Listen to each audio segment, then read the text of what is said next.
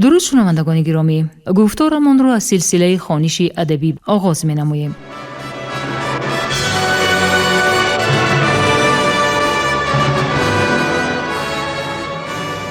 با توجه شما کتاب کسینوفونت تحت عنوان کروشنامه در ترجمه، تحریر، سرسخن و توضیحات دکتر علم‌های فلسفه پروفسور رمضان نظریف در قرائت کارمند شایسته تاجیکستان علیزاده عبدالرشید خوجامقل تقدیمتان می‌گردد. گفتار 37.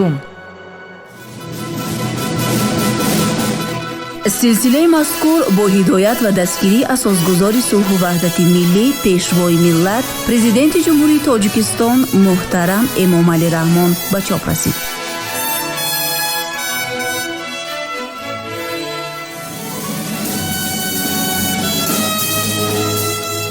کروشنامه اثری است که تربیه سرلشکر و حاکمی آرمانی مردم فارس را در دوره هخامنشی‌ها تصویر می‌کند.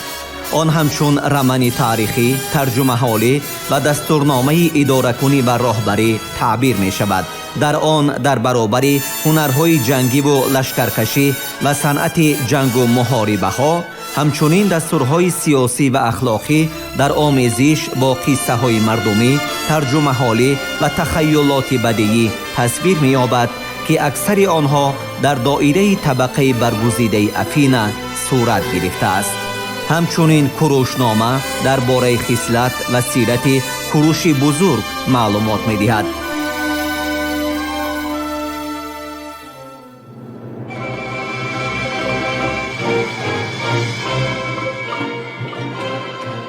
کتابی چهارم، بابی ششم.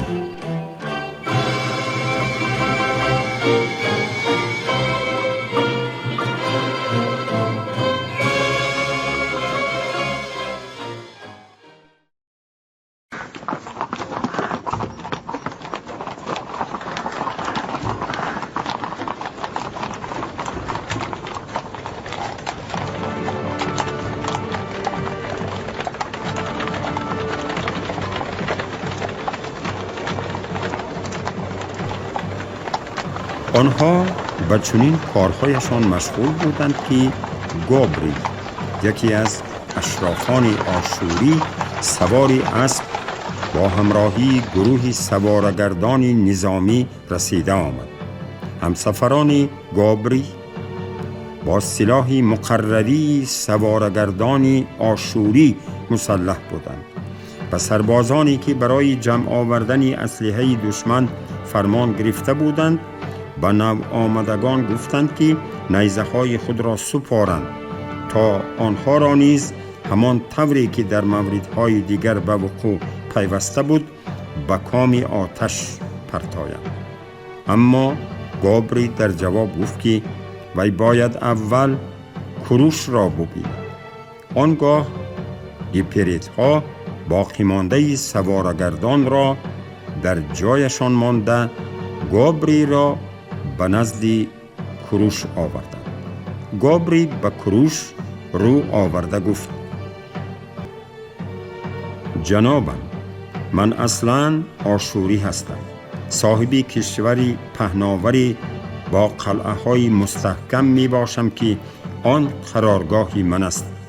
تحت فرمان من همیشه تا 1000 سواره حاضر بودند که آنها را به خدمت شاه آشور آوردم، زیرا من دوست نزدیکترین او بودم. اما از بس که این شاه که مرد شجاع بود در جنگ در مقابل تو به هلاکت رسید و حاکمیت به دست پسرش دشمن اشدی من گذشت، من به نزد تو آمدم و همچون اوفخاخ به زیر پای تو می افتم. من همچون غلام و هم پیمان به تو تسلیم می شوم و از تو خواهش دارم که برای من انتقام گیر باشی. اگر این کار امکان پذیر باشد، من تیارم تو را به فرزندی قبول نمایم، زیرا من دیگر فرزند مردانه ندارم. من جنابم پسری یگانه جوانی خوب و دلیری داشتم که مرا دوست می داشت و احترام می کرد، به حدی که تنها پدری خوشبخت را فرزندش همین گونه احترام می نماید. روزی شاه حالا مرحوم پدری حاکمی کنونی در وقتش او را به نزدش دعوت کرد تا دخترش را به وی به زنی بدهد. من او را گسیل نموده فخر می کردم که اکنون پسرم را به دختری شاه خاندار خواهم کرد. آن کسی که حالا به مرتبه شاهی رسیده است پسری مرا به شکار دعوت کرد و خود را سواری بهتر از پسری من پنداشته به او اجازت داد که آزادی خود را محدود نکرده با شتابی تمام از پی حیوان وحشی دنباله‌گیری نماید. پسرم همراه او مثل یک دوستی نزدیکش شکار میکرد. خرسی را دیده هر دویشان به تعقیب آن شتافتند و آنی که حالا شاهیگری دارد تیر به سوی وی پرتاب کرد، اما خطا رفت. بهترش آن رخ نمیداد. بعد پسرم تیر انداخته خرس را کشت. نباید این کار را میکرد. پسری شاه خفگیش را احساس نموده آن لحظه توانست که حسدش را پنهان دارد، اما بعد در راهشان با شیر واخوردند و تیر پسری شاه این دفعه هم خطا رفت. به گمانم این کاری مقرری بود و باز پسرم بار دوم پرتاب خوب کرده شیر را در خود همان جا به قتل رساند و در عین حال خطاب کرد: 2 مراتب نیزه پرتافته هر 2 بار هم حیوانها را زدم. در آن حال این مرد جنایتکار نفرت خود را نگاه داشتن نتوانسته از دست یکی از همراهانش نیزه را گرفته به سر سینه پسری یگانه و عزیزم زد و او را از حیاتش محروم ساخت.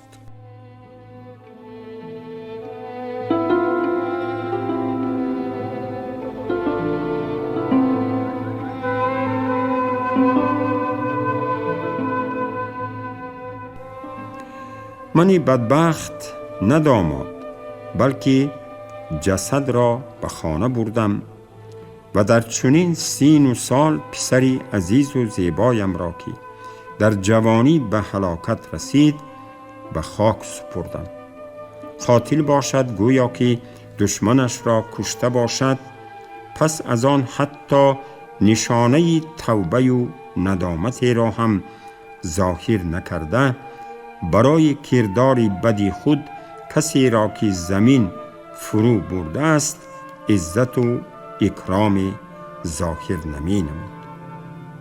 پدر قاتل به من همدردی کرد و از بدبختی که به سرم آمده بود غم و غصه می خورد. اگر او حاضر زنده می بود من هیچگاه با مقصدی به او ضرر رساندن به نزدتون نمی آمدم. وی بارها نسبت به من دوستی و صداقتش را نشان می داد و من هم به او در کارهای زیاد کمک می رساندم.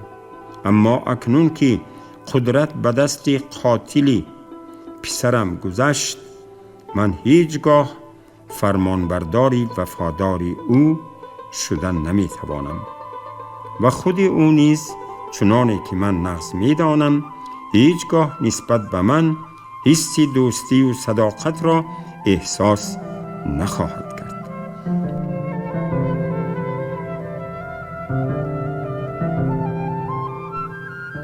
آخر وی می داند که من درباره او چی فکر دارم و حالا در کدام موقع قرار دارم که یک وقتها حیات خوشبختانه داشته حالا عمری تنهای و غمگینانه را از سر می گذرانم. اگر تو مرا قبول کنی و من با کمکت امیدوار شوم که برای مرگ پسرم که خیلی دوستش می داشتم به هر نوع انتقام میگیرم، به نظرم چنین خواهد رسید که سالهای جوانیم به من برمیگردند. تا دمی که زنده ام دیگر شرم نخواهم داشت و وقتی که مرگم میرسد به عذاب روحی میمیرم. چنین بود قصه گابری. کروش باشد به او گفت: گابری، اگر هر چیزی که گفتی راست باشد، من تو را به عنوان مراجعت کننده تحت حمایه خودم قبول می کنم و وعده می دهم که با یاری خدایان انتقام پسرت را می گیرم. اما بگو که اگر ما همین طور عمل نماییم و در اختیار تو قلعه و زمین و سلاح و لشکری را که قبلا داشتی واگذاریم، برای همه این به ما کمک می رسانی؟ گابری جواب داد: قلعه من هنگامی که به آنجا می آیی خانه تو می شود. خراج از زمین مرا که پیشتر به شاه آشوری ها می سپردم به تو خواهم داد. هر کجایی که به جنگ روی همراهت به حیث همپیمانت خواهم رفت. من هم یک دختری دارم، دختری زیبایی که الکی به سن ازدواج رسیده است که یک وقتی او را به حیث همسری شاه حاضره پیشگویی کرده بودم. حالا با داد و فغان بلند به من زاری و تولا می کند که او را به قاتل برادرش بزنی ندهم و من با او راضیم. من به تو حقوق می دهم که تقدیر او را نیز حل و فصل کنی، با او با همان گونه احساسی که من نسبت تو دارم مناسبت کن.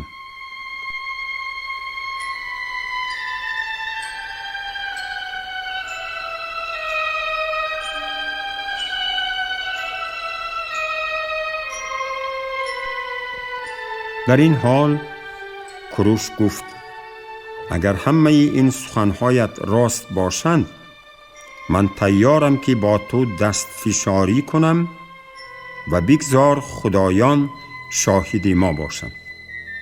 بعد این کروش به گابری اجازت داد که اسلحه‌اش را با خود گرفته براهش رود.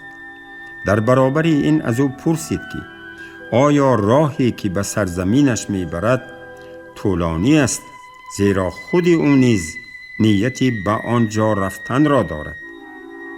گابری در جواب گفت: اگر صبحی بر وقت رهسپار شوی، پگاهی روزی دیگر الکی شب را با ما میگذرانی.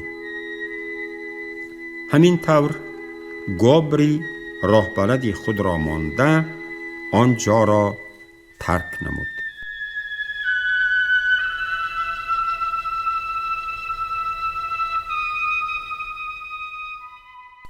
در همین حال مادها به نزد کروش رسیدند که الکی برای مغان چیزهایی را تقسیم نمودند که از بین غنیمت‌های به فایده خدایان به دست آمده انتخاب کرده بودند. برای کروش باشد خیمه بهترین، اسیرزنی سوسیانی که از روی شنیده ها زیباترین زن آسیا به حساب می رفت و 2 نفر چنگ نوازان بهترین را انتخاب کردند. هر چیزی که به غیر آنها به نظرشان اشیای خیلی گرانبها می نمود به کیکسر پیشنهاد نمودند.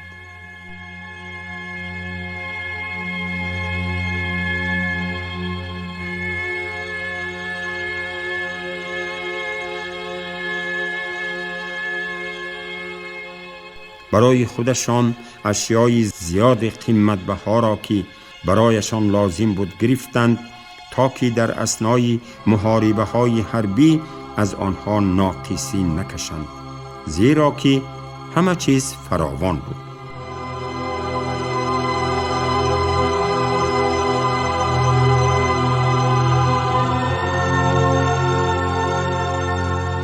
گیرکنیان نیز همه اشیای ضروری را که به آنها نیاز داشتند گرفتند. بخش شایسته این غنیمت به قاصدی هم رسید که از جانب کیکسر آمده بود. باقی مانده خیمه ها را به کروش دادند تا به پارس ها تقسیم کنند. اما در مورد مبلغ پولی باشد، آنها اظهار نمودند که برابری جمع آورده شدن این مبلغ آن را بین جنگاوران تقسیم خواهند کرد و چنین هم کردند.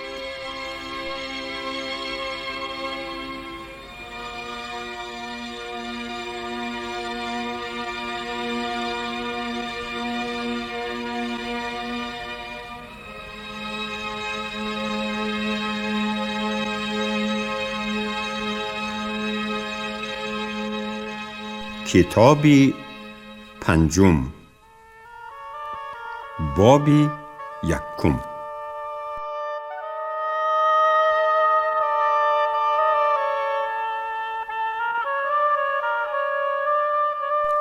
مادها همین طور گفتند و رفتار نمودند. کروش باشد فرمود که تحفه هایی که برای کیکسر مقرر شده بودند از جانب اشخاصی که ایشان را کروش همچون آدمانی نزدیکترینی کیکسر می دانست قبول و حفظ کنند. هر آن چیزی را که برای من مقرر می کنید، گفت او، من با خوشنودی قبول دارم، اما آن را خودی شما، آنهایی که هر دفعه به آن نیاز دارند، استفاده می برید. آنگاه یکی از مادها که مخلصی کلان موسیقی بود گفت، دیشب کروش، من نواختن این چنگ نوازها را که حالا در اختیار تو قرار دارند شنیدم. من آنها را با ذوق تمام گوش می کردم و اگر یکی از آنها را به من می دادی، به نظرم نسبت به خانه‌ام در حیات اردوگاهیم به خرسندی بیشتر نائل می گشتم. بگذار چنین باشد، گفت کروش. من او را به تو می دهم و فکر می کنم که برای خواهشت من از تو بیشتر منت دارم نسبت بر آن که تو از من برای آن که او را صاحب می گردی منت دار باشی. خواهش من برای خوشنود نمودن تو خیلی بزرگ است. همین طور این دختر را کسی که در جستجویش بود به دست آورد.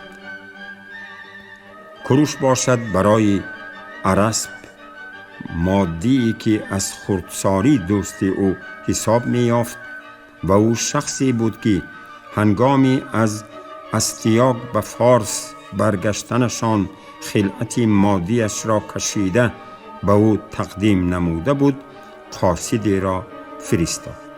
اکنون به این ارسپ وظیفه سپرد که زن و خیمه به او داده شده را پاسبانی کند. این اسیر زنی ابردت از سوز بود. وقتی که اردوگاهی آشوریان را با هجوم غصب نمودند، شوهرش در آنجا نبود، زیرا وی به صفت سفیر به نزد شاه باختریان رفته بود. شاه آشوریان او را برای گفت و شنید برای همپیمانی فرستاد، زیرا او با شاه باختریان با مهمان نوازی ارتباط داشت.